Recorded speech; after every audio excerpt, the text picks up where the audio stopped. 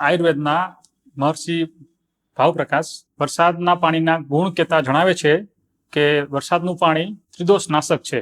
આયુર્વેદમાં વાત પિત્ત કફ 3 દોષની વાત આવે છે, તો 3 દોષનું શમન કરવા માટે વરસાદનું પાણી બેસ્ટ છે. પછી બીજો ગુણ જણાવે છે આહલાદક અને સૌમ્ય.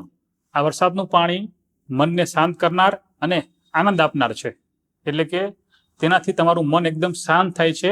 ત્રીજો ગુણ છે રસાયણ, એટલે કે વરસાદનું પાણી રસાયણ ગુણ ધરાવે છે, જેનાથી જે વૃદ્ધાવસ્થા છે એ સ્લો થાય છે અને યુવાન અવસ્થા ટકી રહે છે. લાંબા સમય સુધી યુવાન અવસ્થા ટકે છે. ચોથો ગુણ છે બલ્ય. વરસાદનું પાણી બળ પૂરું પાડે છે.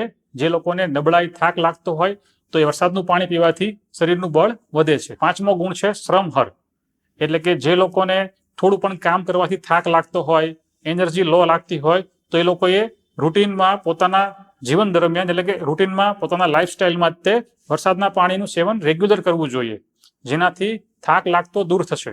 બીજો એક ગુણ છે દાહનાશક.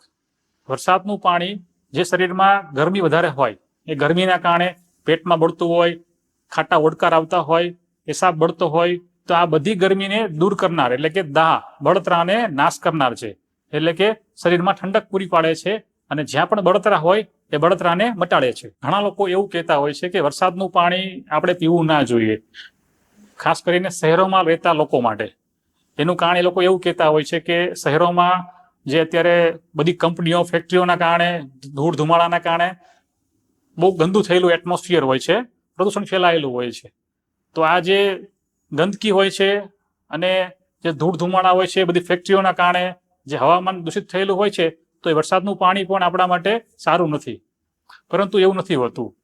એનું કારણ એ છે કે તમારે શરૂઆતનો જે વરસાદ હોય 1 થી 2 વારનો, એ તમારે પાણી કલેક્ટ કરવાનું નથી. એના પછીનું જે પાણી છે એ તમે કલેક્ટ કરો તો એમાં કોઈ વાંધો આવતો નથી, એ ઉલટાનું આપણને ફાયદો કરશે.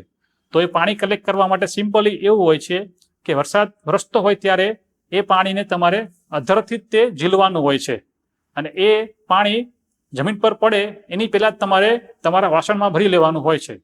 આ રીતના કરવાથી એ પાણીમાં જે તમને મેં હમણાં ગુણ કહ્યા છે એ બધા જ ફાયદા તમને પૂરેપૂરા મળશે.